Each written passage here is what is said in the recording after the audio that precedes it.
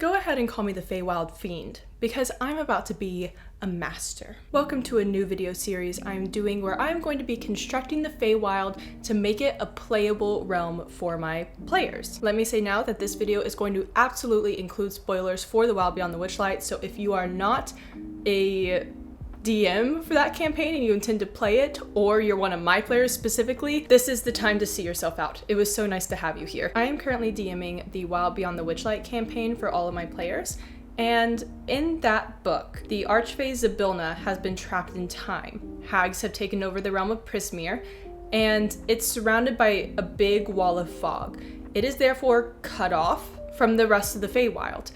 But I love the Feywild. I am a master of English. Well, I will be in a month, not a month, a semester, whatever. I love English. I go to school for English, and I have always specifically loved the Feywild in that literature.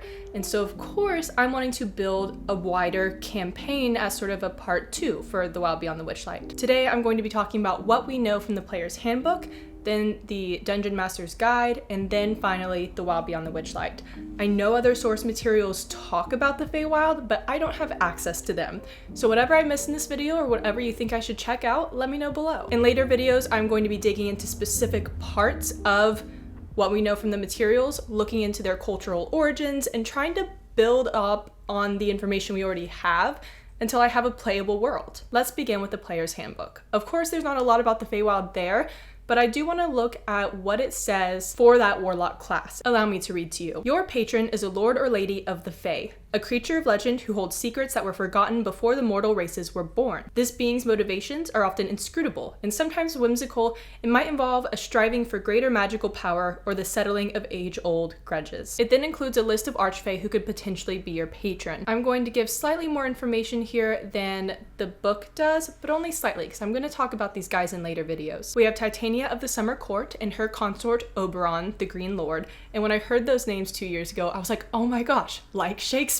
We have the Queen of Air and Darkness, ruler of the Gloaming Court, who is the sister of Titania. We have the Prince of Frost, who is the son of Titania, and then we have Hersum. I don't know if I'm saying that right, but he is the Prince of Fools, son of the Green Lord, and I'm very curious about who the other parent is for each of these, if they come from Oberon and Titania or just one or the other.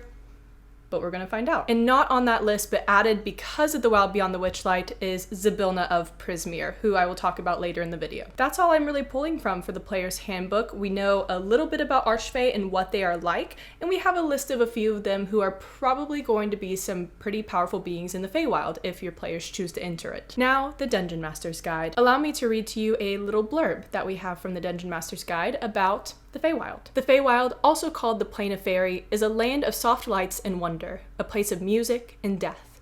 It is a realm of everlasting twilight, with glittering fairy lights bobbing in the gentle breeze and fat fireflies buzzing through groves and fields. The sky is alight with the faded colors of an ever-setting sun, which never truly sets, or rises for that matter. It remains stationary, dusky, and low in the sky. Away from the settled areas ruled by the Seelie Fae that compose the Summer Court, the land is a tangle of sharp-toothed brambles and syrupy fens, perfect territory for the unseelie Fae to hunt their prey. It also explains that the Feywild exists sort of parallel to the material realm. Oftentimes the Feywild enhances what is on the material realm in its world. One example that it gives is a muddy river on the material plane might be echoed as a clear and winding brook of great beauty.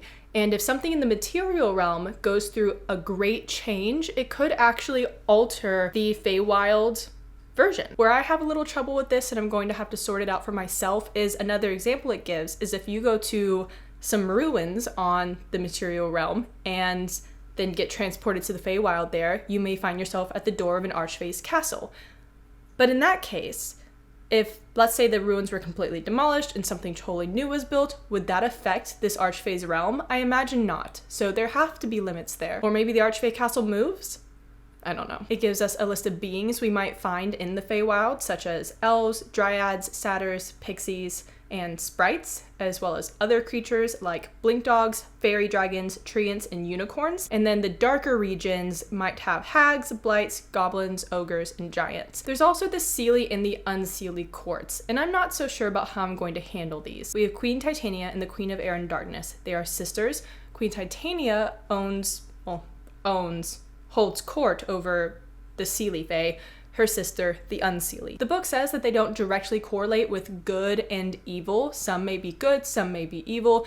As a general rule, people see the Seelie court as good and the Unseelie as bad, and there's always going to be exceptions to that rule, and it's not even a rule in the first place, apparently. But the real opposition here, the reason we have Seelie and Unseelie, is because of their rulers' disagreement with each other, not because of their nature. Also, though, I'm a sucker for having a clear demarcation of good and evil in a game, and it's really fun to have exceptions to that, but if players expect the Seelie to be good and the Unseelie to be bad, I think it can help with gameplay and maybe make it a little more enjoyable and interesting, especially when a character from either court goes against the expected nature. It also mentions that some evil creatures like Fomorians or hags are part of neither court. The Dungeon Master's Guide also talks about Fey crossings, and basically anything could be a Fey crossing. You could have the traditional fairy ring, you could accidentally walk through a cool structure in the woods or in the rocks. If anyone else is watching, you don't even have to blink and it's like they're just gone. Someone may intentionally use a Fey crossing, someone may not intentionally use a Fey crossing and accidentally stumble where they weren't supposed to be. Sometimes a Fey crossing may just work once, sometimes many times, sometimes only on certain occasions. Basically, anything can be a Fey crossing, especially if it's in like the natural world and you have some sort of rule for how it works. It also mentions that if something dramatically alters in the material realm, that crossing may no longer work after that point. The Dungeon Master's Guide also gives other optional rules, ones that I like. In the Feywild, for instance, time is supposed to flow differently, where if you go in, you may only spend a day in Feywild time, and then you come back out and it's been 10, 20 years, or maybe just a month. And it gives a little chart where you can basically roll to find out how long your players have been in the Feywild or how much time elapses in one material realm day. Well, in one Feywild day for the material realm. I am personally going to utilize that system, but it says it's optional, but at the same time, everything in these books is optional. Technically, whatever. The other thing is memory loss, where once you leave the Feywild, you may have to roll a wisdom saving throw to figure out how much of it you actually remember. And if your players aren't from a Feywild ancestry, even if they succeed on that throw, their memories may still be hazy. That's all I've pulled from the Dungeon Master's Guide. I'm now going to move on to the Wild Beyond the Witchlight, the new source book that we have available to us and the one I'm currently using. This book gives a brief overview of the plane of fairy as well. It says, the Feywild is a place of wonder and whimsy ruled by unfettered emotion. A quick overview of the main story of the book.